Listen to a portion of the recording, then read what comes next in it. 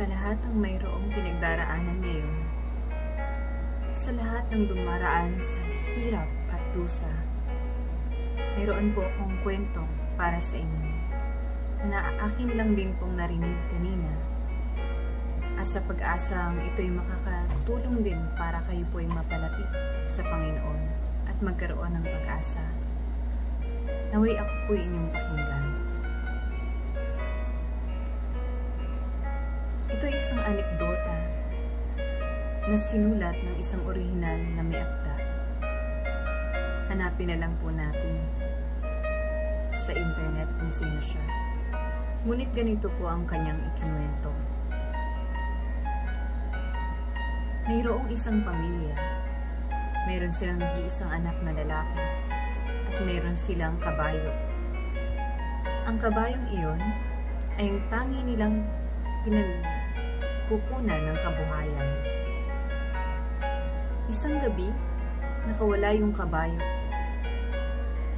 Kinabukasan, nabalitaan ito ng kanilang mga kapitbahay kung kaya't nagsipuntahan sa bahay nila.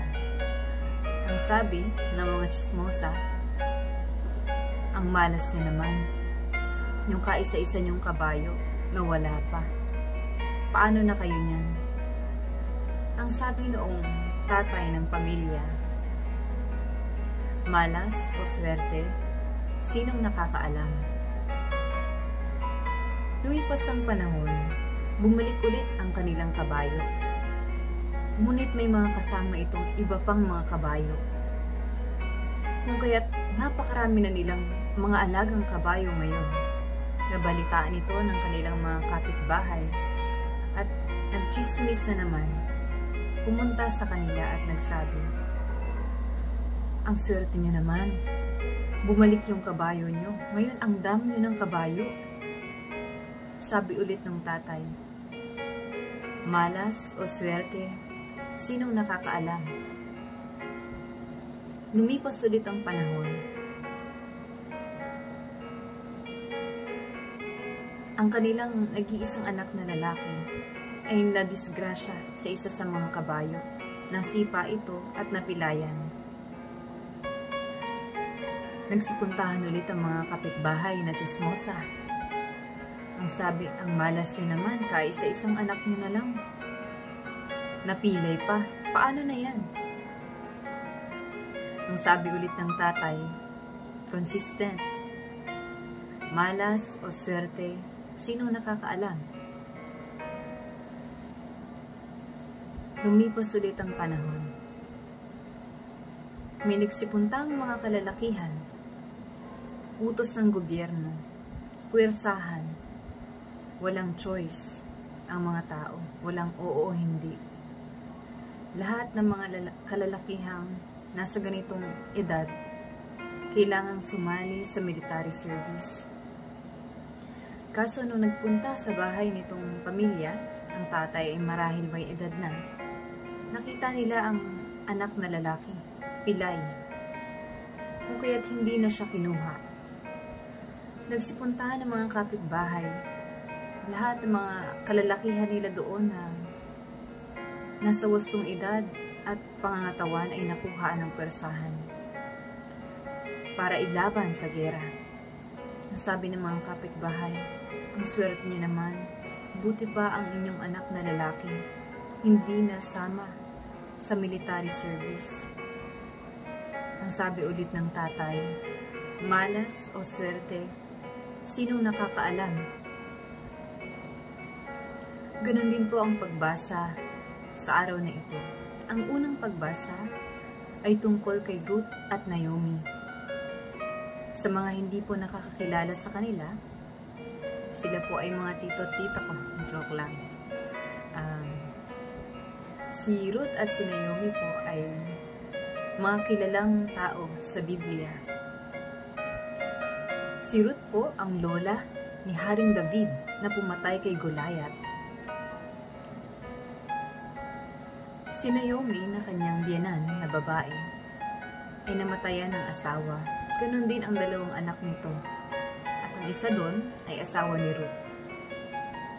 Sa madaling salita, manugang niya si Ruth. Ngunit sa kabila ng trahedyang ito, hindi siya iniwan ni Ruth. Sa kabila ng kamalasang nangyari kay Naomi, meron palang grasya, ayun ay si Ruth. Dinoon din po sa kwento kanina tungkol sa isang pamilyang aking nabanggit. Masama po na husgahan natin ang mga nangyayari ngayon sa ating buhay. Hindi natin pwedeng sabihin na malas o swerte tayo dahil hindi pa po tapos ang kwento ng ating buhay. Ang minsang inakala nating malas ngayon, siya palang pagmumula ng swerte sa hinaharap. Ang minsang inakala nating swerte ngayon, maaaring pagmulan din pala ng masama sa hinaharap. Hindi pa po tapos ang kwento ng ating buhay. Ngunit, kagaya po sa unang kwento, nagtapos ito kung saan pinagpala sila. Ganon din po ang inaasahan nating mga Katoliko, Kristiyano, mga nananalig sa Diyos, na pagkatapos ng buhay na ito, anuman ang pinagdaraanan natin ngayon, malas o swerte, may pag-asa tayo kay Kristo sa kanyang pangako. Ang talagang magiging ending o hantungan po ng ating buhay ay tayo'y pinagpala na makasama ang Diyos sa buhay na walang hanggan sa langit, kagaya po ng kanyang ipinangako. At hindi lang ipinangako, pinadala niya pa po ang kanyang anak upang mapangyari ang mga ito.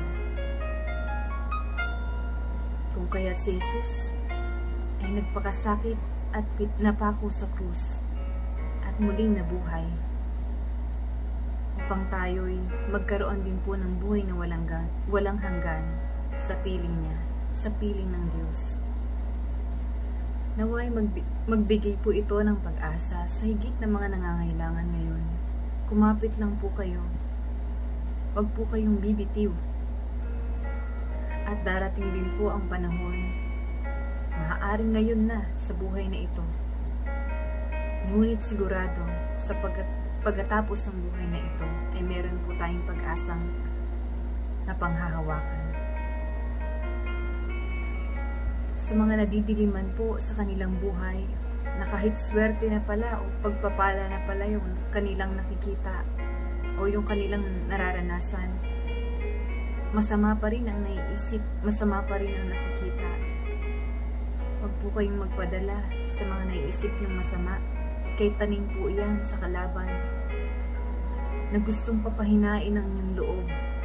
At pag mahina na po ang inyong loob, kung ano-ano nang ipapaisip sa inyo, isa na riyan ang pagpapakamatay o kaya naman paglalasing sa iba't ibang adiksyon sa buhay na ito. Pagka talagang walang-wala na, baka maaaring kayo pa po ang makapanakit sa iba. Nawa sa pamamagitan po ng mensaheng ito, kumapit din po kayo sa Panginoon. Libre lamang po ang magdasal, ang pumunta sa simbahan at dumalo sa mga misa. Doon po ay makakatanggap kayo ng katawan at dugo at ng salita ng Diyos na magpapalakas sa inyo. Muli, magandang hapon po. Sana kung paano ako po ay nabigyan ng pag-asa ng istorya at mga salita din po na ito na akin lamang din pong napakinggan kanina sa misa. Dalangin ko po na sana kayo din po ay magkaroon ng pag-asa sa pamamagitan nito. Sa ngalan ni Jesus. Amen. Pagpalain nawa kayo ng Diyos.